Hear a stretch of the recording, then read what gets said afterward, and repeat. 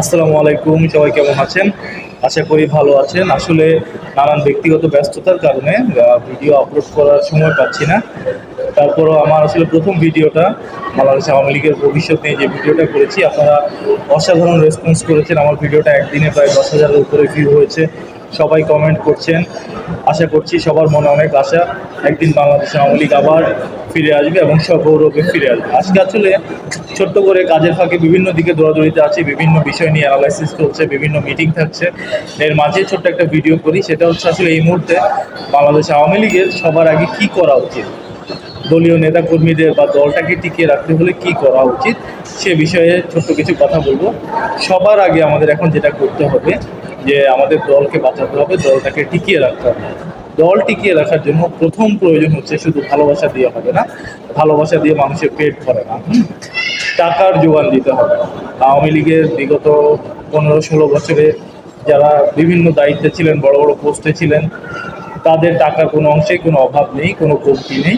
আমি আশা করব তারা এই ক্রান্তিকালে, দলের এই দুর্যোগপূর্ণ সময়ে এই মুহূর্তে এসে একদম তৃণমূল পর্যায় থেকে যেসব নেতাকর্মীরা আছেন তাদের জন্য ফান্ডিংয়ের ব্যবস্থা করবেন। তাদের কোথায় কি লাগে না লাগে, কি খোঁজ খবর লাগে, সবচেয়ে বড় যে বিষয়টা সেটা হচ্ছে ফিনান্সিয়াল স্টেবিলিটি। ওকে, অর্থনৈতিক সহযোগিতা বা অর্থনৈতিক মুক্তি, এর উপরে কোনো কিছু নেই। আমরা সবাই জানি মাননীয় প্রধানমন্ত্রী, সাবেক প্রধানমন্ত্রী শেখ হাসিনা যেভাবে বাংলাদেশকে সাজিয়েছেন, গুছিয়েছেন, উন্নয়নশীল দেশে পরিণত করেছেন, একটা জায়গায় নিয়ে গেছেন। সেই জায়গা থেকে আমাদেরকে আবার যদি এগিয়ে যেতে হয় সামনের দিকে, আমাদের যদি বাংলাদেশ আওয়ামী লীগকে আবার সগৌরবে ফিরে আসতে হয়, সবার আগে আমাদের এই ইমোশনটা ধরে রাখতে হবে। আমার ভিডিওতে অনেকেই কমেন্ট করেছেন যে মাননীয় প্রধানমন্ত্রী শেখ হাসিনা বা আওয়ামী লীগ হচ্ছে একটা আবেগের জায়গা। নেতা কর্মীদের এই আবেগকে কখনোই ধ্বংস হতে দেওয়া যাবে না, নষ্ট হতে দেওয়া যাবে না। সর্বস্তরের নেতাকর্মীদের, বিশেষ করে যারা নিচের দিকে আছেন, তৃণমূল পর্যায়ে আছেন, তাদেরকে এই মুহূর্তে বাঁচিয়ে রাখতে হবে, টিকিয়ে রাখতে হবে। তাদের এই আবেগকে ধ্বংস হতে দেওয়া যাবে না।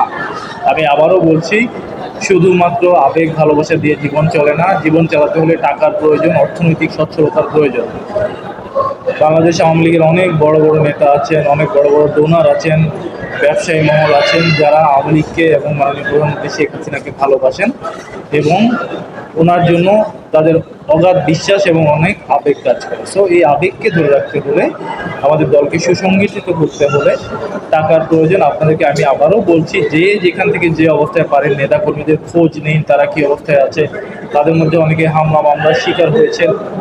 এই হামলা মামলা থেকে কীভাবে তাদেরকে সহযোগিতা করা যায়, আইনি সহায়তা দিয়ে হোক, অর্থনৈতিকভাবে সহযোগিতা দিয়ে হোক, তাদের পরিবারকে সহযোগিতা করে হোক, যেভাবেই হোক আপনার তাদেরকে মুক্তির পথ দেখাতে হবে, তাদেরকে বাঁচিয়ে রাখতে হবে, তাদেরকে টিকিয়ে রাখতে হবে। এর বাইরে আপাতত আমাদের কিছু করার নেই। মহান আল্লাহ রাব্বুল আলামিন অবশ্যই সুদিন ফিরিয়ে আনবেন।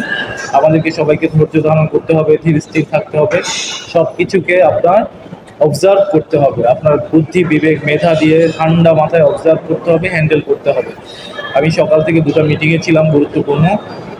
নিজের ব্যক্তিগত কাজ আছে, আমি দলের জন্য কাজ করি, নিজের ব্যক্তিগত জীবনের জন্য আমাকেই কাজ করতে হয়। আপনারা যার যার জায়গা থেকে কেউ হাল ছেড়ে দিবেন না।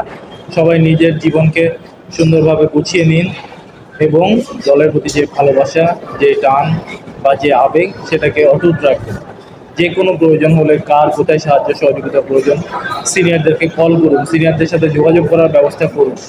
আপনার নিকটবর্তী ইমিডিয়েট যে বস আছে, আমরা অফিসিয়াল ভাষায় বলি যে ইমিডিয়েট বস বা রিপোর্টিং বস, রাজনৈতিক দলের ক্ষেত্রে আপনার ইমিডিয়েট যে নেতা আছে তার সাথে যোগাযোগ করুন। তার মাধ্যমে আরও উপরের নেতাদের সাথে যোগাযোগ করুন।